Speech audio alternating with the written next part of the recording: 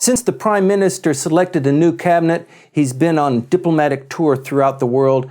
It is now January. He is changing gears really quickly, and he's made several pronouncements just over the last couple of days that really show us a lot about what he's thinking and where he's going. Michael, you're watching these issues very carefully. You're on top of the Prime Minister. You're reading his speeches, and you're studying even the speechwriters that presumably are writing some of this stuff for him not very well. Well, was really strange.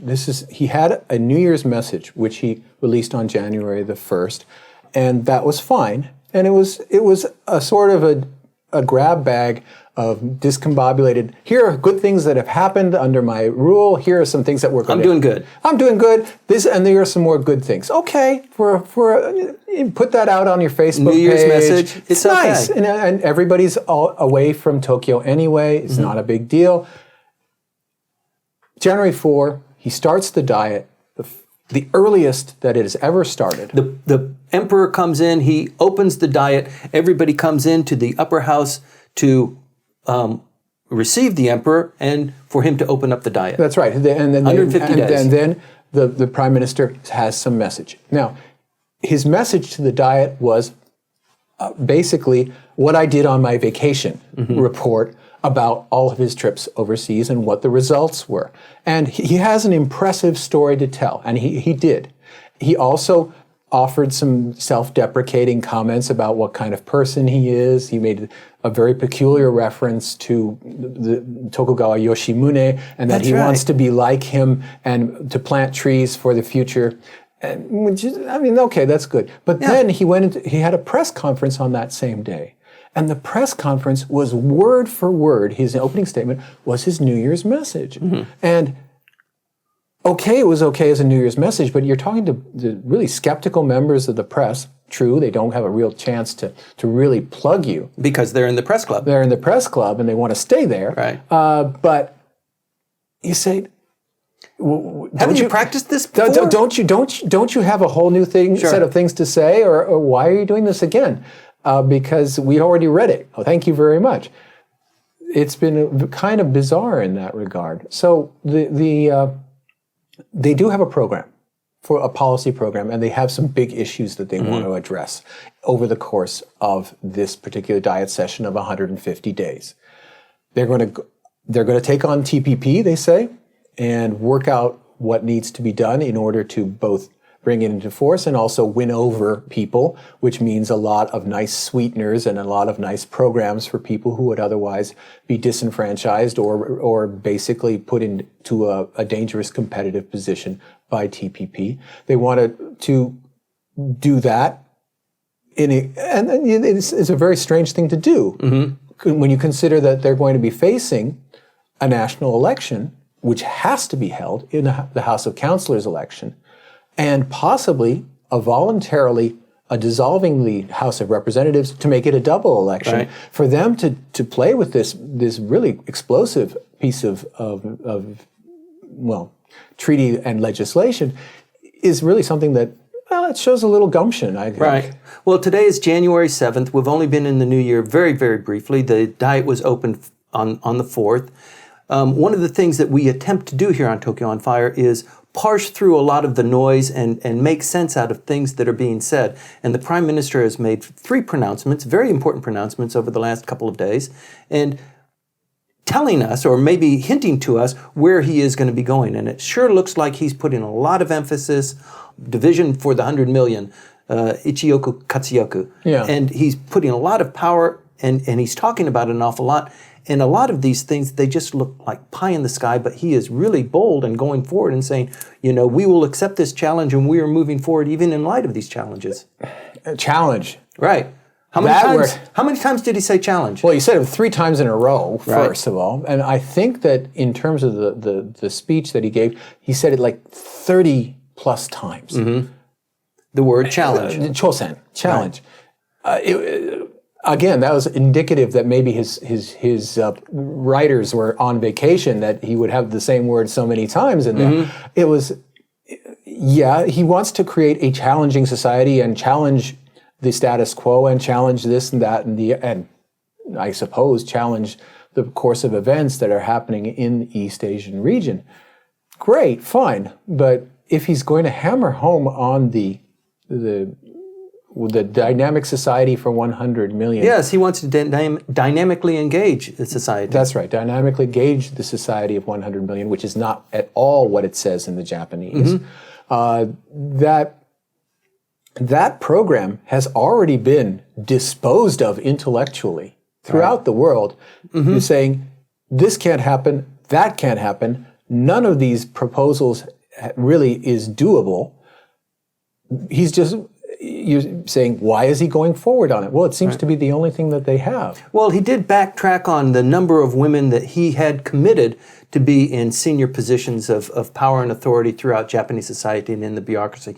They've made great strides in getting the number of women into the bureaucracy, working in the state structure. That's probably about 48% at the last count, which is pretty darn good. Well, the thing is that the drop in the goal from 30% women candidates to 7%. That's... Come on. Isn't he challenging that fate once again by saying, the birth rate will be 1.8? Oh, yeah, sure. And how can it be 1.8 even if you give it 15 years? Well, the thing is if you read into the fine print of what they say, that 1.8 is, it's called the kiboritsu, the expectations number. And everybody, when the first time they trotted this out all at once, you said, where did the number 1.8 comes from? Right. It's not replacement level. That's 2.1 births per woman. Where did this number come from? And it came from a survey that asked people, how many children do you want? And women answered 1 or 2. And when they did the math, the number that they wished to have was 1.8 children. So that became the goal, the wish number. Okay. But if you read the fine print, they say, but actually the goal is 2.1. Well, that tests the credibility of the Prime Minister. I mean, why would he even gamble that? More importantly, haven't you noticed his posture and his pronunciation? He's really looking good on TV and at the podium. His hair is good. His dynamics are looking good. He's speaking with power and authority. But what comes out of his mouth makes you wonder, where is he coming from? Yeah, it's a very strange dislocation that you feel if you know that the policies don't work that way. And you say, when does reality kick in? When is the image of we're going to be doing this? Like, as in the case of the North Korean nuclear test, we're going to stand firm, we're going to be doing this. And do what? Yeah. What can Japan do aside from say, U.S., if they bomb us, make sure that you turn them into a field of glass, okay? That's all that we ask. A little bit late. There's a real disconnect between the level of rhetoric, the subject, and the actual content. So is this indicative of the Prime Minister in the future, perhaps in the next 2 or 3 months? I mean, there's a lot that's going to happen between now and April 1st when all of the laws that were passed last year go into effect. But is this indicative of the Prime Minister kind of being bold and aggressive and trying to encourage the nation? Because he's got to get GDP up. He's got to do a lot of things that are really superhuman. Well, we all know that what's really pushing him right now is the 2016 July House of Councilors election. So that you have to look at everything that they're going to be doing through the lens of trying to put together the best, PR package for an election of the House of Councilors, which, due to its structure, has particular things that work and particular things that don't. Unlike a House of Representatives election, it's not really retail politics. It's much more framing and theory because the districts are the prefectures themselves.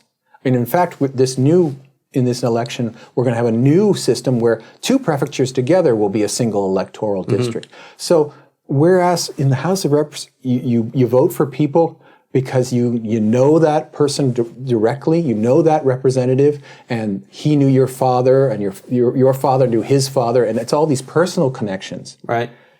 In the House of Councilors, it's a lot more image. It's a lot more, who's strong, who's weak, and those play a lot into it. And you have to say that everything that they're going to be doing, even on the basic policy, even in the budget, is going to be geared for that election. Well, we went from the long format into the short format, and it really is hard for us to kind of hit a lot of the issues that are important. The election, there's an election in Okinawa, there's an election in Hokkaido. All of these things are indicators to the population and also to the LDP of where they need to put their resources. The chief cabinet secretary, for example, is under an increasingly amount of pressure to cobble together, to keep the cabinet together, and to make sure that the process is moving forward while the prime minister is kind of doing the dog and pony for the population. But they've got some serious issues coming up. The chief cabinet secretary, I've heard of him being called the Rasputin. I think that's unfair. I think, but clearly he's the power. Well, he's one of the longest serving chief cabinet secretaries in post-war history. I think if he has he? Not yet. He's probably number 3. Okay, but still he's closing in. It's an excruciatingly difficult job. It combines being in charge of the bureaucracy, being in charge of the cabinet, and also being the chief spokesman for the government. Right. All those 3, and also, of course, you have a 4th job, which is to be the basically the person with the switch in case the prime minister misbehaves. That's the chief cabinet secretary is the person who picks him up by the lapels and throws him on the couch and tells him, "Shut up." Right. And he's the only person in the government who can do that. Well, he's also possibly a disposable individual if things start going bad and the prime minister starts getting some negative hits. If you lose your chief cabinet secretary, though, what you've said is, I don't know what I'm doing with my government. And the current prime minister, Abe, was chief cabinet secretary in the last year of the Koizumi time that he was in office after the 2005. He knows the job. He knows what the job is, and he knows that under normal circumstances, a chief cabinet secretary is later on a candidate for being prime minister. But Suga is something different. Maybe not likely. Not very unlikely to be a future candidate for prime minister. And so he's been going about his job as if it's the last job he's ever going to have. But he's not a bad chief cabinet secretary. He's a fantastic one. He's pretty darn good. But in doing his job as effectively as he's done it, he has created enemies as well. I'm not privy to that information, but maybe we shouldn't even be talking about it. Okay, let's erase that part. But the point is that the prime minister is busy looking good and making pronouncements about how the economy is going to bloom and how we're going to have lots of children and we don't need to have robots to do work that everybody else is doing now. Yeah, but there's a real danger in the case of Abe for people like me who remember 2006, 2007, that 3 days before he announced his resignation, he gave his policy address to the opening of the Extraordinary Diet. Right. And promised this and promised that, and we're going to do this and we're going to do that for an hour. And I remember at my office where I was, my conservative colleague just threw up his hand and he says, "And we're all going to go to heaven." Right. And 3 days later, he's gone. Right. He says, "I can't do this job anymore."